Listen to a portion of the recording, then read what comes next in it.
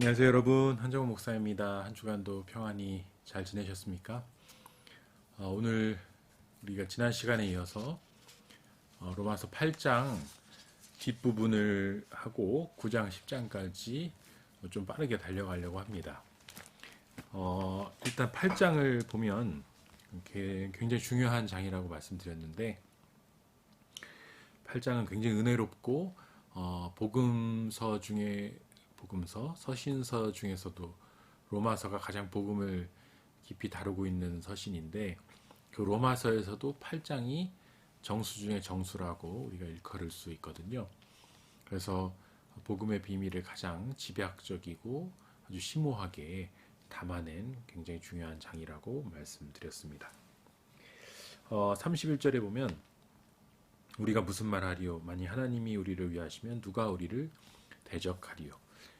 아무도 우리를 대적할 수 없다라는 것이고, 그리고 32절 자기 아들을 주신 하나님께서 우리에게 못 주실 것이 무엇이냐? 그 모든 것을 주실 수 있는 분이시다.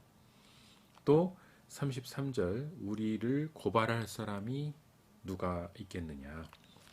그리고 34절 누가 정죄할 수 있겠느냐?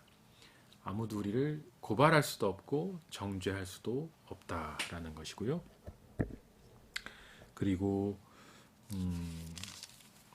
35절에 보면은 누가 우리를 사랑해서 끊으리요? 아무도 그리스도의 사랑에서 우리를 끊을 수가 없다라는 것인데 환난, 곤고, 박해, 기근, 적신, 위험, 칼 그 어떠한 것도 우리를 그리스도의 사랑에서 끊을 수 없다. 자, 그래서 이 동사들을 기억하시면 좋겠어요. 누가 대적하리요? 또 누가 고발하리요? 누가 정죄하리요? 누가 끊으리요? 아무도 그렇게 할 수 없다. 그리스도의 우리를 향한 사랑이 워낙 엄청나게 강하기 때문에 그것을 아무도 끊을 수 없다. 그리고 37절 이 모든 일에 우리를 사랑하시는 이로 말미암아 우리가 넉넉히 이기느니라. 굉장히 중요한 구절이 되겠죠. 넉넉히 이길 수 있다. 어떤 상황에서도 어떠한 일도 우리는 넉넉히 너끈히 이겨낼 수 있습니다. 라는 것이 바울의 고백입니다. 38절에 사망, 생명, 천사, 권세자, 현재일이나 장래일이나 능력이나 높음이나 깊음이나 다른 어떤 피조물이라도 우리를 우리 주 그리스도 예수 안에 있는 하나님의 사랑에서 끊을 수 없다. 그래서 여기 묘사된 모든 것들은 세상의 모든 권세를 말합니다.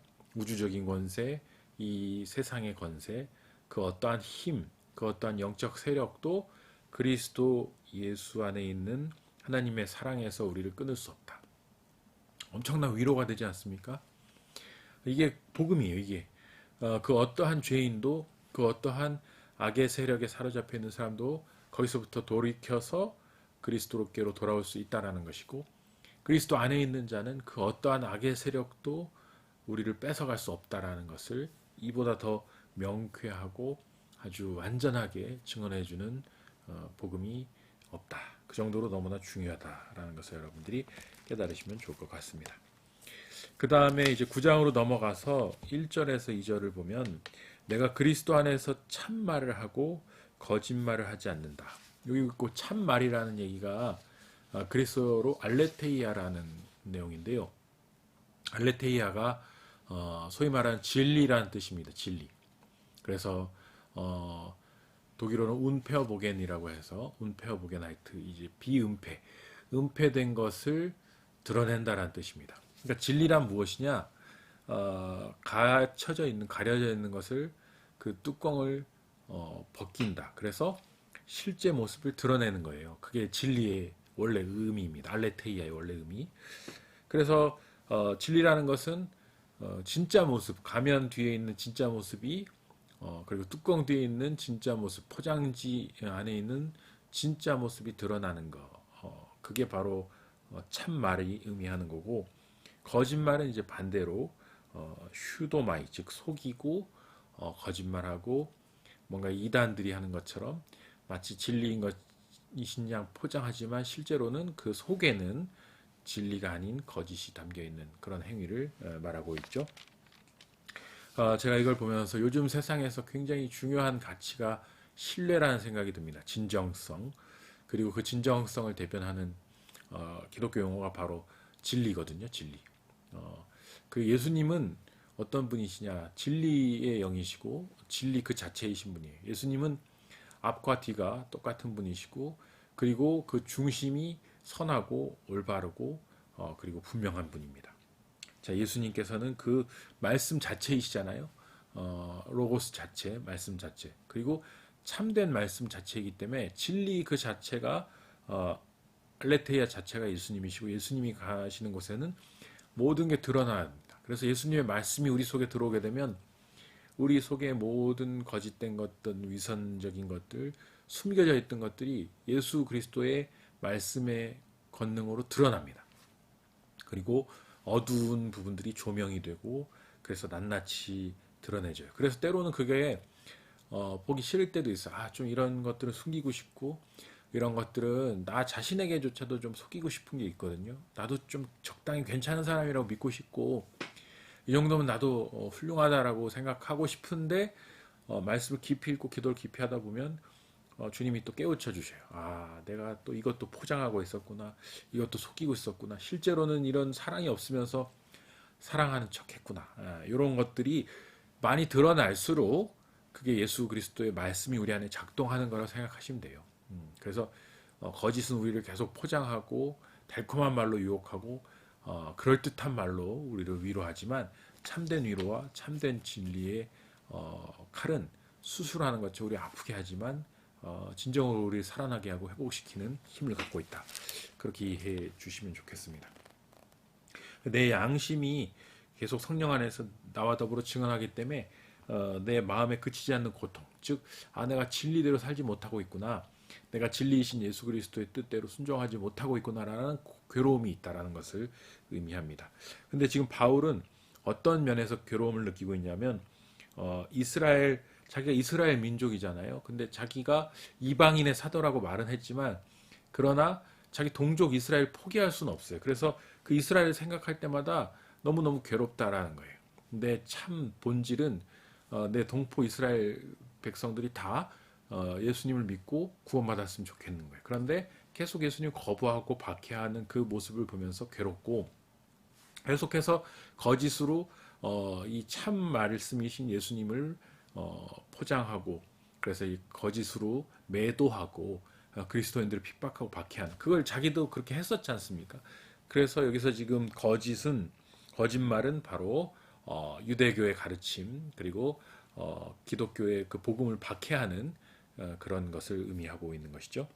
자, 그래서 내 양심이 지금 성령 안에서 무엇을 증언하고 있냐면 나는 이 참 말이신 예수 그리스도를 내 동족에게 전해야겠다.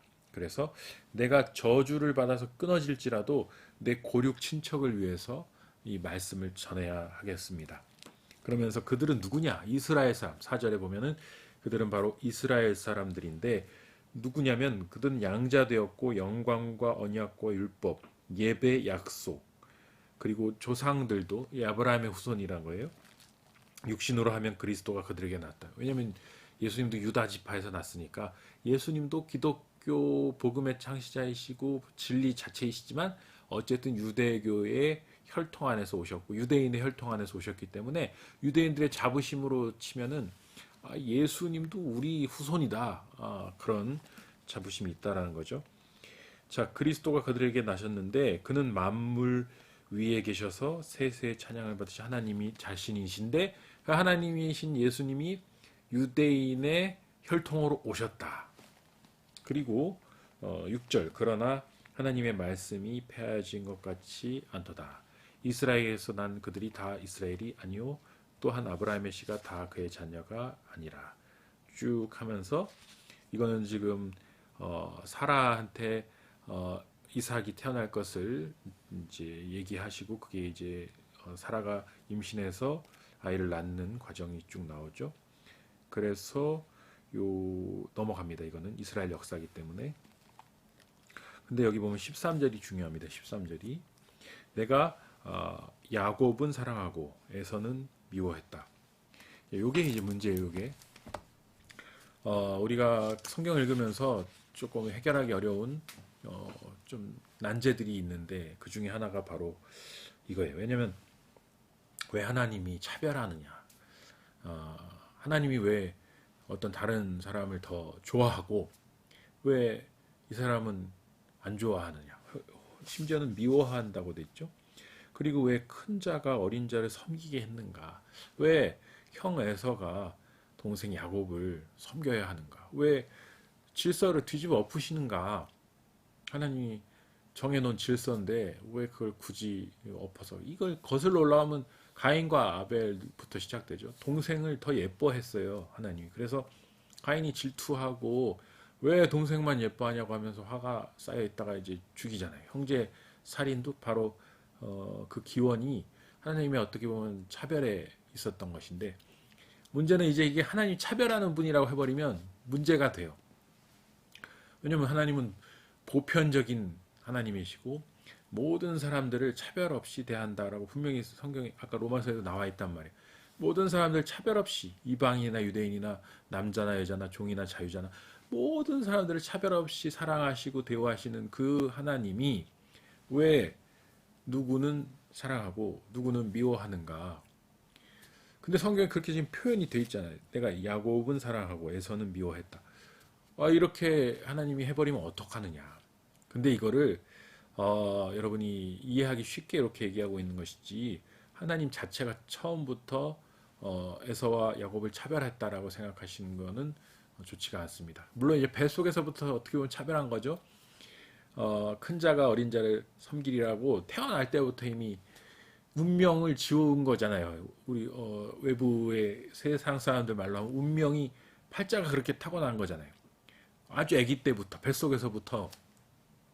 그럼 이 하나님이 에서와 야곱을 뱃속에서부터 차별해서 내보낼 거면 차라리 에서가 동생으로 태어나고 야곱이 형으로 태어나서 장자권 문제로 싸우지 않게 하면 됐을 텐데 왜 굳이 이거를 순서를 꼬아버리시고 그러면서 심술 부리시는 것처럼 동생이 더 그걸 역전하게 하셨을까? 이런 의문이 당연히 들죠. 그리고 왜 이렇게 보면 죄 없는 에서는 왜 태어날 때부터 이런 팔자를 타고 나서 계속해서 이렇게 동생한테 치 바치고 뺏기고 이런 운명을 살아가도록 하셨는가? 이런 하나님이 과연 저스티스 공의로운 하나님이라고 말할 수 있는가? 이게 공평인가? 요즘 말로 하면 MZ 세대들이 공평을 그토록 중요하는 그들이 볼 때 이게 공평인가? 하나님이 공평하다고 우리 모두를 사랑한다고 하는데 이게 뭔가? 그런데 바울의 대답이 아주 불친절합니다. 뭐냐면 그런즉 우리가 무슨 말을 하리요? 하나님께 불의가 있느냐? 그럴 수 없다. 15절 모세에게 이르시되 내가 긍휼히 여길 자를 긍휼히 여기고 불쌍히 여길 자를 불쌍히 여긴다. 야, 내 마음이다 이거 내 마음이다. 내가 얘를 불쌍히 여기려면 내가 불쌍히 여기는 거고 내가 쟤를 긍휼히 여길 거면 긍휼히 여기는 거고 이건 하나님이 결정한다는 거예요. 이거를 소위 말하는 하나님의 주권이라고 합니다. 주권. 하나님의 결정권. 내가 귀히 쓸 그릇과 천히 쓸 그릇을 만들 수 있어요. 토기장이 마음이라는 거죠. 그게 이제 쭉 뒤에 나오는 거예요. 그래서 16 보면은 원하는 자로 말미암음이 아니고 다른 박질하는 자로 말미암음이 아니고 그러니까 니들이 열심히 노력한다고 얻을 수 있는 게 아니라는 것이에요. 이거는 하나님이 결정한다. 하나님의 주권이다. 좀 더 읽어보죠.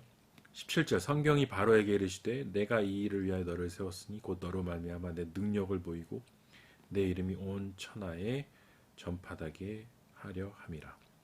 그런즉 하나님이 하고자 하시는 자를 긍휼히 여기시고 하고자 하시는 자를 완악하게 한다. 이거 더 한술 더 뜨고 있죠. 파라오의 경우는 파라오를 그렇게 완악하게 만든 게 하나님이라는 거예요. 그래서 파라오가 그런 악한 역할을 해줘야 10가지 재앙을 때려서 하나님의 능력을 보여줄 수 있고 하나님이 이렇게 심판하는 하나님이심을 쫙 모든 사람들에게 알려줄 수 있어요. 그래서 파라오는 하나님이 그를 완악하게 해서 계속 저항하게 만들었다는 거거든요. 그래서 파라오는 그런 하나님의 어떤 역사의 도구로서 장기판의 하나의 졸로서 쓰임 받고 버려진 거다. 이게 지금 그런 뜻이거든요. 바울이 한 이 얘기가 문자 그대로 치면. 예전에는 칼빈 우리가 지금 장로교지 않습니까? 그 칼빈주의가 예정설로 유명하잖아요. 예정설. 예정설이라는 거 많이 들어보셨죠? 이중 예정. 근데 이게 뭐냐면 여기서 바로 예정설이 나오는 거예요. 하나님은 태어날 때부터 이미 선택받은 자와 버림받은 자를 이렇게 구별해서 예정해뒀다. 누가 선택받았는지 누가 버림받았는지 모르지만 유기된 자가 누군지 모르지만 결국 드러나게 돼 있고 유기된 자는 아무리 애써도 안 된다는 거예요. 구원 못 받는다. 이게 이제 엄격한 칼빈주의거든요. 아주 정통주의 칼빈주의. 이렇게 되면은 파라오는 유기된 어차피 버려진 자이기 때문에 하나님이 역사에 굉장히 강력한 저항의 도구, 심판의 도구로 썼다가 이제 버리는 거예요. 그 이집트 민족 전체도 그렇게 되면 이제 한 큐에 다 사라지는 것이죠. 그 파라오를 따라가다가 다 그냥 조연이에요, 조연. 근데 자 이렇게 되면은 모든 사람을 하나님이 사랑한다고 했는데 모든 보편적인 민족을 다 사랑한다고 했는데 하나님이 이집트 민족은 버려버린 거거든요. 파라오도 버리고 이게 충돌하는 것입니다. 하나님의 보편성과 하나님의 이 특수성이 충돌하는 것이고 하나님이 이렇게 뭔가를 더 우선적으로 사랑하고 더 좋아할 수 있는가 거기에 대한 이제 의구심이 있는 것이죠. 이거 굉장히 중요한 신학적인 주제입니다. 제가 이거를 어떤 식으로 해석을 했냐. 요즘은 칼빈주의가 이런 식으로 강력하게 가는 칼빈주의는 장로 교단 중에도 극소수거든요. 근데 이제 우리 교단은 장로교지만 조금 여기서 좀 중도적인 입장을 취하고 있습니다. 제가 이거에 관해서 지난 2월 7일에 2021년 2월 7일에 찬양예배 설교의 흑암과 오만이라는 제목으로 파라오의 이 완악한 부분에 대해서 설교한 게 있어요. 혹시 궁금하신 분은 그거를 참조하시면 좋겠는데 제가 그때 뭐라고 간단히 말씀드리면 뭐냐면 하나님께서 파라오를 처음부터 완악하게 한 게 아니라 그가 완악해지도록 모든 상황들을 계속해서 몰아가셨다라는 거죠. 저는 그런 입장에서 설교를 했어요. 그의 그 휘브리스라고 하죠. 교만. 내 뜻대로 모든 것을 하고자 하는 그 교만을 더 자극했다 하나님께서. 물론 근데 파라오의 자유의지를 아예 박탈한 건 아니에요. 그가 파라오가 계속해서 그렇게 완악하게 될 수밖에 없게끔 하나님이 정해놓고 그렇게 그를 파멸시킨 게 아니라 그 자유의지를 완전히 뺏어서 로봇처럼 그렇게 가게 한 게 아니라 그가 충분히 돌이킬 수 있었지만 그러나 하나님이 그를 계속해서 자극한 거예요. 더 강하게 더 자극하고 더 그의 교만을 부채질하고 강대강으로 부딪히게 한 것이죠. 그래서 그의 어떤 교만함이 더 계속해서 폭주 기관차처럼 커지게 하다가 결정적으로 홍해 바다에 이렇게 폭 빠지게 뒀다. 그게 앞에서 말한 유기의 의미죠. 1장에서도 나왔죠. 계속 죄에 빠져서 살아가는 사람들이 그냥 계속 그렇게 살아가도록 모든 상황들을 그냥 두는 거예요. 근데 그 사람들이 돌이킬 수 없는 건 아니에요. 태생적으로 그렇게 죄에 빠져서 죽게끔 설계한 게 아니라 그 설계된 게 아니라 그들에게 그런 여건들을 그냥 그렇게 흘러가도록 방치하는 거예요. 파라오도 마찬가지로 계속해서 그렇게 반역하도록 방치하는 거예요. 그래 할 때까지 해봐라. 네 마음대로 해봐라. 그러다가 망하든 말든 두는 거예요. 요것과 아예 정해놓고 그렇게 설계한 대로 가게 하는 것과는 약간 다르다고 설명을 한 것입니다. 좀 어려울 수 있지만 요게 왜 중요한지를 제가 앞에 말씀드렸죠. 이게 안 되면 하나님이 보편성도 이제 흔들리게 되고 하나님이 자유의지를 줬다라는 것도 흔들리게 되기 때문에 이걸 해결하기 위해서 굉장히 심도 깊은 연구들이 행해지고 있다. 그 정도까지만 말씀을 드리겠습니다. 그래서 어쨌든 바울은 굉장히 하나님의 주권을 강조하면서 19절 혹 내가 내게 말하기를 그럼 하나님이 어찌하여 허물하시느냐 누가 그 뜻을 대적하느냐 이게 뭐냐면 하나님이 파라오를 그렇게 만들어 놓고 왜 파라오에게 책임을 물으시냐 그런 질문이 당연히 제기될 수 있잖아요. 그랬더니 20절에 이 사람은 네가 누구에게 감히 하나님께 반문하느냐 지음을 받은 물건이 지은 자에게 어찌 나를 이같이 만들었냐 말하겠느냐. 그러니까 바울은 아주 강경일변도로 얘기하는 거예요. 왜냐하면 유대 민족 우선주의자고 파라오는 어차피 대적이었고 우리를 압제했던 사람이고 사실 파멸하든 말든 유대인 입장에서는 파멸하면 더 좋은 거죠. 벌을 받아야 되니까. 근데 요거를 이제 큰 거시적인 신학적인 관점에서 이게 이제 과연 적절하느냐 그런 질문을 하고 있는 것이고, 그러나 어쨌든 바울이 얘기하는 건 이건 맞는 거죠. 하나님이 지은 토기장이로서 주권자로서 그렇게 행하신다고 했을 때 지음 받은 우리가 감히 거기에 대해서 요 감이라는 단어, 감히 어떻게 그것을 따질 수 있냐 인간이. 이게 오늘 요즘 MZ 세대가 제일 싫어하는 게 이거죠. 네가 감히 지금 선배한테 대들어, 뭐 감히 우리 뭐 임원한테 대들어. 근데 요즘 젊은 세대는 그런 게 안 통해요. 막 감히가 없어요. 네가 뭐 위면 위지. 내가 뭐 못할 말 했냐. 그리고 전체적으로 다 형평성 있게 해야지. 왜 그렇게 꼰대처럼.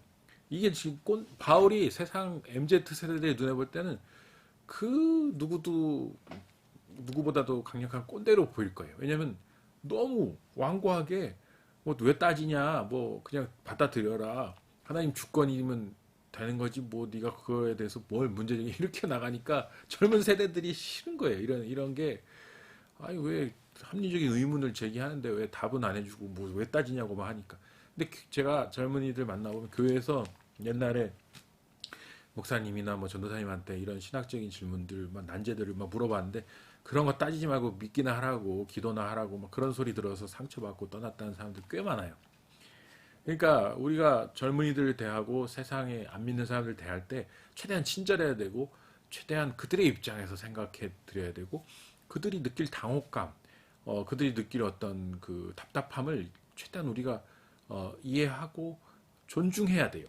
그래서 그들이 불편하지 않게끔 복음을 전할 책임이 있음이, 2000년 전에 했던 이 바울의 얘기들을 그대로 지금 그냥 문자 그대로 이렇게 해버리면 안 되고, 이 현재 상황과 컨텍스트에 맞게 재해석하고 재적용해서 정말 그들이 잘 알아들을 수 있게 정말 연구를 많이 해야겠죠. 그러려면 그들의 언어로, 그들의 논리로, 그러면서도 또 뜨겁게 기도하고 사랑하면서 우리가 설명할 수 있는 최대치를 했지만 더 이상 할 수 없는 건 신비의 영역에 있는 거는 기도하면서 당신을 위해서 축복하겠다, 기도하겠다, 제발 마음을 열고 이 복음을 받아들여 달라, 이렇게 가야 되는데 약간 무례한 기독교 있죠. 막 이 명동 거리에도 예전에 지하철 타면 뭐 이렇게 와가지고 예수천국 불신지옥 해가지고 나 지옥 간다, 막 와 빨리 돌아와서 회개해라, 이렇게 하는 이런 방식들은 굉장히 폭력적으로 느껴질 수 있어요. 요즘 세대가 볼 때. 그래서 그래서 어떻게 보면 기독교 이미지가 점점 이제 안 좋아졌는 수도 있어요. 그래서 우리는 철저히 성경의 진리는 주장하되 방식에 있어서 굉장히 젠틀하고 굉장히 그 합리적으로 뭔가 소통의 여지가 있게끔, 그리고 그들의 언어로, 그들의 관점에서, 그들의 입장에서 그거를 최대한 헤아리면서 그들을 보살피면서 복음을 전파해야 될 사명이 있다. 요즘 우리에게는 그렇게 이해하시면 좋겠어요.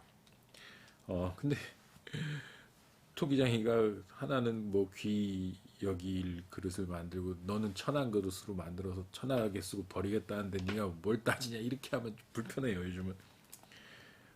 여기 22절. 만일 하나님이 그의 진노를 보이시고 그의 능력을 알게 하고자 멸하기로 준비된 진노의 그릇을, 이게 파라오예요.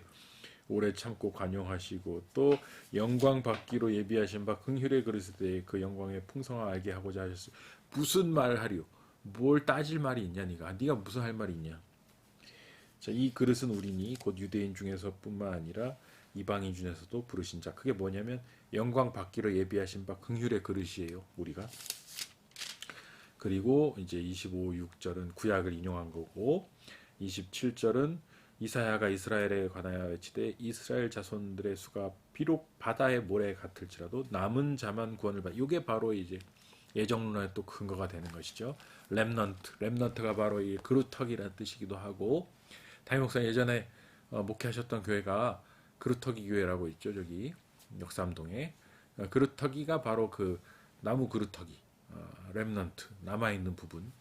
근데 이제 이게 남은 자 사상이 중요한데 수많은 사람 중에서 선택받은 몇몇이 남아서 신실함을 유지하고 있다 그런 뜻입니다. 그래서 때가 됐을 때 다시 그 그루터기에서 새 순이 돋고 새로 나무가 자라나고 숲이 이루어지기 위해서 그 보존돼야 하는 것이죠. 이걸 그 현대판 노아의 방주라고 하죠. 저 노르웨이인가 거기에 유럽의 그 북쪽 지방에 있는 씨앗 저장고가 있다며요. 그래서 거기 이 땅에 현존하는 모든 종류의 씨앗들을 거기에 저온으로 보관하고 있는데 그걸 왜 보관하냐면 대재앙이 일어나서 지구가 뭐 거의 멸망 직전까지 가더라도 그 창고는 보존해 놨다가 생존자 몇 명이라도 살아남아서 그 창고에서 씨앗을 다시 뿌려서 인류를 재건하는 그런 프로젝트를 거기 마련해 놨다고 해요. 그게 렘넌트입니다. 그게 남은 자.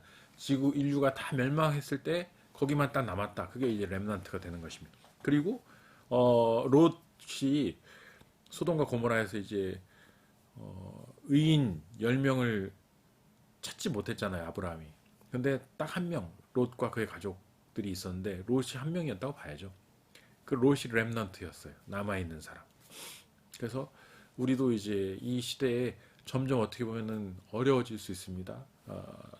이 순수한 복음을 참말, 진리인 예수 그리스도 알레테이아 그 원본을 보존하고 참된 정결한 신앙을 지키는 사람들이 점점 적어질 수 있어요. 그러나 어쨌든 우리는 남은 자가 되어서 그리스도의 희망이 되어야 돼요. 북한에도 분명히 렘넌트가 있을 것입니다. 누군가 남아서 소리내지 않고 기도하며 무릎 꿇고 주의 재단을 지키고 있는 보이지 않는 지하교회가 있을 거예요. 그들이 바로 남은 자가 되는 것입니다. 29절에 씨를 남겨두지 아니하셨다면 우리가 소돔과 같이 고모라 같이 되리라. 그리고 30절 우리의 이는 믿음에서 난 의 계속 나오죠. 자, 의의 법을 따라간 이스라엘은 율법에 이르지 못하였으나 믿음을 의지 않고 행위를 의지했기 때문에 그들은 율법에 걸려 넘어졌다. 여기 부딪힐 돌 30절에 나오죠. 그리고 33절에 걸림돌 거치는 바위. 자, 요 부딪힐 돌이라는 용어도 굉장히 이제 중요한 부분입니다. 프로세콥산토 리도. 그리고 로마서 11장 9절에 이제 나올 예정인데 거기 보면은 11장 9절에 그들의 밥상이 올무와 덫과 거치는 것과 봉이 되게 하셨고. 그래서 여기 보면은 거치는 것이라고 돼 있죠. 이게 바로 스칸달론이라는 건데요. 또 부딪힐 돌, 걸림돌, 거치는 바위, 그리고 거치는 것. 이게 다 어떤 의미냐면 이 복음이 전파되는 데 있어서 장애물을 말하는 것입니다. 이 스칸달론이 바로 영어 스캔들. 우리 막 연예인들이 스캔들이 났다 할 때 그 스캔들이 바로 이 스칸달론을 영어식으로 차용한 것인데 이게 뭐냐면 걸려 넘어지게 하는 것입니다. 우리가 이 걸려 넘어지면 이제 도중 하차하게 되는 것이죠. 그래서 이제 이게 어떤 양가적인 의미로 쓰여요. 보통은 이게 이 스캔들이라고 했을 땐 잘 나가다가 뭔가 이제 문제가 터져서 하차하는 걸 의미하잖아요. 근데 여기는 역설적으로 뭐냐면 그리스도가 거치는 돌이 되는 거예요. 왜냐하면 유대교가 잘 나가다가 그리스도에게 걸려서 넘어진다는 뜻이에요.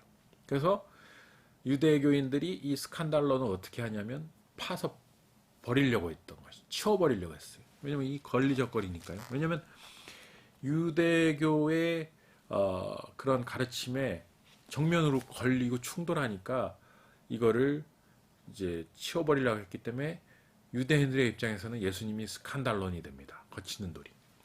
근데 바울은 지금 여기 32절에서 뭘 설명하고 있냐면 유대인 너희가 그토록 믿는 그토록 신봉하고 그토록 사랑한 율법이 너희에게 스칸달론이 된다.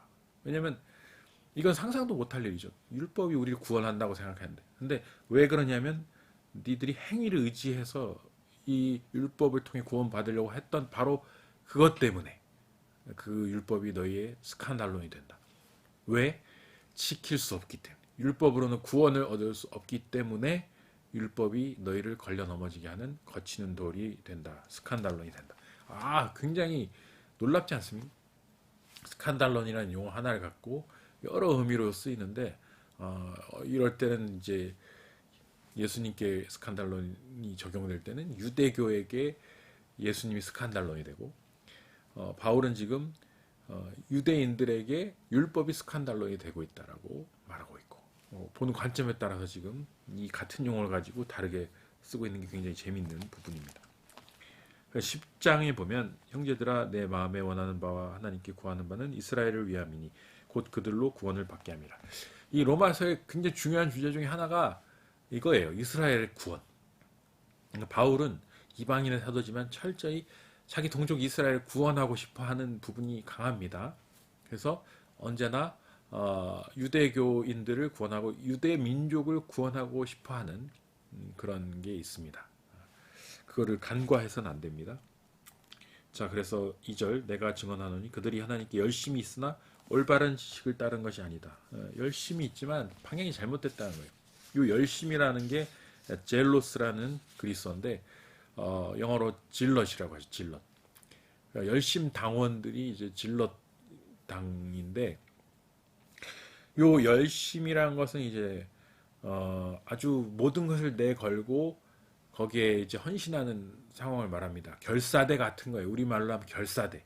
뭐 우리 결사대가 안중근 의사가 이토 히로부미를 저격하는 결사대가 된 건데 그 총을 쏴서 그를 죽이기 전까지는 내가 절대로 그 목표를 포기하지 않고 반드시 완수하겠다.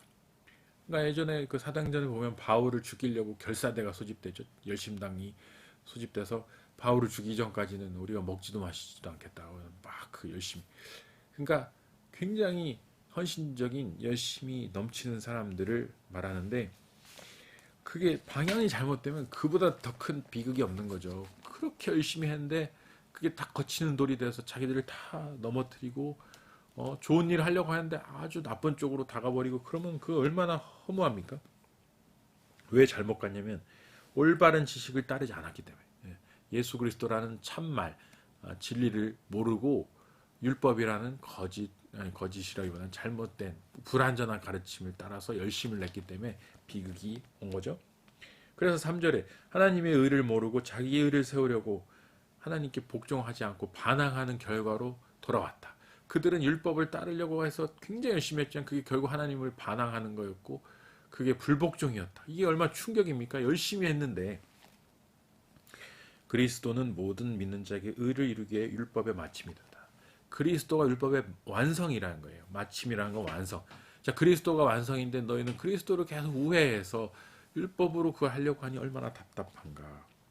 5절 모세가 기록하되 율법으로 말미암는 의를 행하는 사람은 그 의로 살리라 하였거니와 6절 믿음으로 말미암는 의는 이같이 말하되 내 마음에 누가 하늘에 올라가겠느냐 하지 말라 올라가겠느냐 하면 그리스도를 모셔 내리려는 것이요 그리고 혹은 누가 무저강에 내려가겠느냐 하지 말라 그리스도를 죽은 자 가운데서 모셔 올리려는 것이라. 그러면 무엇을 말하느냐? 곧 우리가 전파하는 믿음의 말씀. 그러니까 율법으로는 하늘에 올라갈 수도 없고 무저갱 즉 그 하데스를 말합니다. 지하세계 지옥 올라갈 수도 없고 내려갈 수도 없다. 율법으로는 안 된다는 거고 그러면 어떻게 되냐면 믿음으로 믿음의 말씀으로 구원을 얻을 수 있는데 그러면서 중요한 구절이죠. 9절 내가 만일 내 입으로 예수를 주로 시인하며 하나님께서 그를 죽은 자 가운데서 살리신 것을 내 마음에 믿으면 구원을 받으리라. 여러분 내가 지금 구원을 받았는지 잘 모르는 분들이 있어요. 그리고 내 남편이 구원 받았는지 우리 아버님이 돌아가시기 직전인데 천국 가실지 이분이 예수님 영접하셨는지 교회는 다니셨는데 확신이 구원의 확신이 있는지 모르겠다. 그게 바로 여기 9절에 나와 있어요. 그리고 그 설명이 10절 사람이 마음으로 믿어 의에 이르고 입으로 시인하여 구원에 이른다. 여기에 이제 확증이 되겠습니다. 뭘 믿냐? 예수를 주로 인정하느냐가 첫 번째입니다. 예수, 영어로 LORD, 로드라고 하죠. 예수가 나의 주인이심을 인정하십니까? 라고 물어보면 돼요. 여기서 주인은 내 모든 것을 다스리시는 주인을 말합니다. 그래서 예수를 주로 섬겨야 예수님이 나를 이 땅에서도 모든 것을 지배하시고 천국에서도 나의 영혼을 받아주시고 나에게 새 육신을 주시고 나의 영원한 삶을 허락하실 그리고 나의 주인이실 뿐만 아니라 온 세상의 주인이심을 온 세상을 다스리시는 통치자이심을 그걸 인정하십니까? 두 번째, 하나님이 그를 죽은 자 가운데서 살리신 것을 즉 예수 그리스도의 부활을 믿으십니까? 그걸 믿는다고 입으로 시인해야 돼요. 그래서 이 두 가지를 물어보십시오. 예수님이 당신을 주인이신 걸 믿으십니까? 그리고 예수 그리스도께서 부활하신 것을 믿으십니까? 그래서 그 예수님을 믿으면 구원을 받는다. 근데 마음으로 믿는 것으로 의에 이르지만 입으로 시인해야 된다. 그게 바로 confess, 고백입니다. 이 고백이 중요한 게 우리가 세례 유교식을 보면은 청중들 앞에서 이렇게 문답을 하잖아요. 목사님이 뭐 이걸 믿으십니까? 이렇게 살겠습니까? 그러면 회중들이 대답을 해요. 예, 그렇게 믿겠습니다. 예, 그렇게 살겠습니다. 그게 바로 입으로 시인하는 것입니다. 공개적으로. 그래서 이거는 굉장히 중요해요. 이거를 알기 때문에 옛날에 공산당들이 어떤 식으로 그리스도인들을 색출했냐면 또 입으로 예수를 부인하라고 했어요. 그러면 내가 살려주겠다. 근데 진짜 그리스도인들은 그걸 못해요. 왜냐하면 내가 입으로 시인하고 그리스도인이 됐거든요. 세례받고 공개적으로 내가 그리스도인임을 천명하고 하나님 앞과 사람 앞에 교회 앞에 회중 앞에 공개적으로 그걸 고백을 했는데 그거를 공개적으로 공산군 앞에서 부인하라니 내가 그건 배교잖아요. 배교. 그리스도가 보고 계신데 내가 그걸 공개적으로 부인할 수 없어요. 그래서 못한다고 하면 이제 쏜 거죠. 쏴서 죽이고. 그러니까 이거는 거짓말, 만약에 이거를 거짓말로 부인합니다라고 하면 그 양심의 가책이랄까. 그거 못 견디죠. 네. 그래서 성경에 이르되 11절 누구든지 그를 믿는 자는 부끄러움을 당하지 아니하리라. 믿는 자는 하나님이 거절하지 않고 무한하게 하지 않고 다 받아주시겠다는 거예요. 유대인이나 헬라인이나 차별이 없다. 여기 또 나오잖아요. 차별이 없어요. 하나님은 차별하지 않으셔. 앞에는 에서와 야곱 차별하는 것 같은데 한 분이신 주께서 모든 사람의 주가 되사 그를 부르는 모든 사람에게 부여하시다. 모든 사람의 주인이시고 모든 사람에게 풍성하시다. 모든 사람에게 복을 주신다. 누구든지 주의 이름을 부르는 자는 구원을 받아. 이것도 굉장히 중요해요. 예수님 저를 불쌍히 여겨주시고 저를 구원해 주십시오. 저는 죄인입니다. 그래서 이 십자가 달려 죽을 때 옆에 강도가 저를 받아주실 수 있습니까? 예수님 했을 때 내가 나와 함께 낙원에 있으리라. 뭐 아무것도 묻지도 따지지도 않아요. 네가 어떤 존재인지 뭐 네 인생이 어땠는지 무슨 죄를 저질렀기에 지금 십자가에 달려서 죽어가는지 뭐 묻지 않으세요. 네가 나와 함께 낙원에 있으리라. 왜? 주의 이름을 부르는 자는 구원을 얻으리라. 예수 그리스도를 구주로 믿고 시인하고 그 주님이 부활하신 것을 믿는 사람은 구원을 받는다.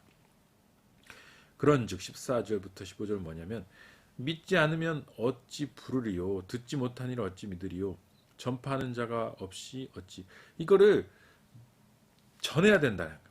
왜냐하면 사람에게 알려줘서 그 사람이 믿게 해야 되는 책임이 우리에게 있다는 거예요. 그래서 우리가 이게 참 중요한 책임이거든요.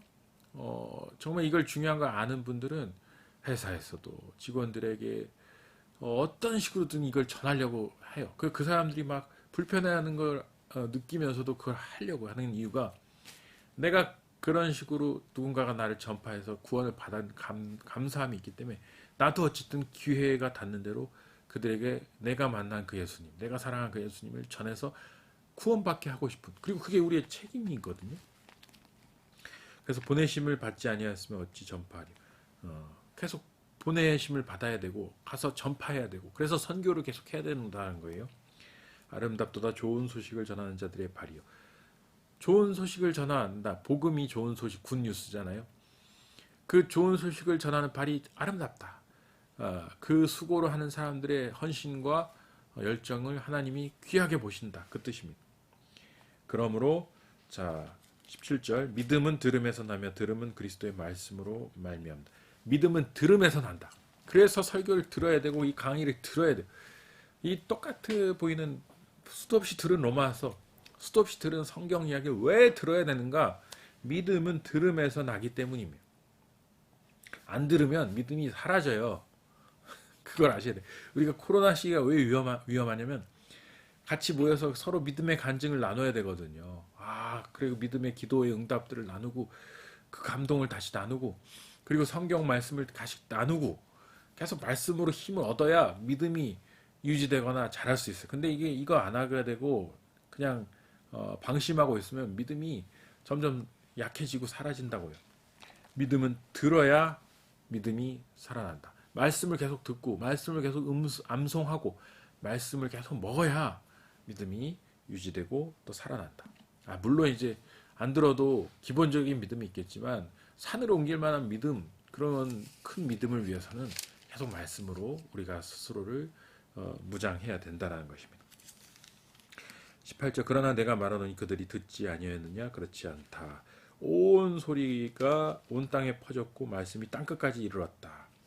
그리고 이스라엘이 모세가 이르되 내가 백성 아닌 자로서 너희를 시기하게 하며 미련한 백성으로 너희를 노엽게 하리라 하였고 계속 이렇게 미련한 백성, 이방인이 먼저 말씀을 듣는데 왜 노여하지 않냐는 거예요. 왜 시기 질투하고 나도 이걸 들어야겠다라고 왜 생각 안 하냐는 거예요. 내가 나를 찾지 아니한 자들에게 찾은 바 되고 묻지 아니한 자들에게 나타났다. 이게 바로 이방인들에게 복음이 먼저 간 것을 구약이 증언하고 있다 그 얘기예요. 21절 이스라엘에 대하여 이르되 순종하지 아니하고 거슬러 말하는 백성에게 내가 종일 내 손을 벌렸다. 이 유대인들에게 하나님이 계속 복음을 들으라고 그리스도에게 오라고 종일 손을 벌리고 간청했는데 순종하지 않는다. 거슬려 말한다. 거친 돌이 된다. 이건 다 지금 이스라엘 백성들을 향한 자기 동족들을 향한 바울의 절절한 안타까움이 배어 나오고 있는 이야기들이야. 이거를 이스라엘을 향해서 하는 얘기로 듣지 마시고 내 안 믿는 사람들, 친구들, 내가 복음을 전해야 할 사람들로 대입시켜서 읽어보시면 이 간절함이 묻어날 거예요. 이토록 내가 하나님의 사랑을 전하고 있는데 하나님이 이들을 그토록 찾으시는데 왜 안 오는지에 대한 절절함, 그 안타까움이 바로 여기서 느껴져야 합니다. 그게 바로 바울이 지금 얘기하는 고륙을 위해서는 내가 끊어져도 좋다. 그리스도에게서 끊어질지라도 여기 보세요. 9장 3절에 고륙 친척을 위해 내 자신이 저주를 받아 그리스도에 끊어질지라도 저들이 구원받았으면 좋겠다. 이런 절절함이 있느냐? 그걸 묻고 있는 것입니다. 우리에게 이런 절절함이 있는가? 그토록 그들을 구원하고 그토록 그들을 사랑하고 그토록 그들이 예수님을 믿게 하고자 하는 간절함이 있는가? 이거 생각하시면서 오늘 함께 기도의 자리로 나아가겠습니다. 하나님 감사합니다. 오늘 로마서의 말씀을 통해서 바울의 자기 동족을 향한 절절한 사랑, 그리고 믿지 아니하는 그들을 향한 안타까움, 그들에게 예수님의 복음을 전하고자 하는 그 간절함을 또 다시 한번 듣게 하시니 감사합니다. 그 어떤 것도 끊을 수 없는 그리스도의 사랑, 그 어떤 것도 우리를 그 그리스도의 은혜로부터 끊을 수 없음을 확신하게 하신 것도 감사합니다. 주의 말씀을 듣고 우리의 믿음이 날마다 자라게 하시고 우리의 그 믿음의 증언을 믿지 아니하는 자들에게 강하게 전함으로 말미암아 진리이신 주님을 모두가 알게 되고 모두가 주님께로 돌아오는 날이 속히 올 수 있도록 우리를 사용하여 주옵소서. 감사를 드리며 예수님의 이름으로 기도합니다. 아멘. 여러분 수고 많으셨습니다. 한 주간도 평안하시고 다음 주에 뵙도록 하겠습니다.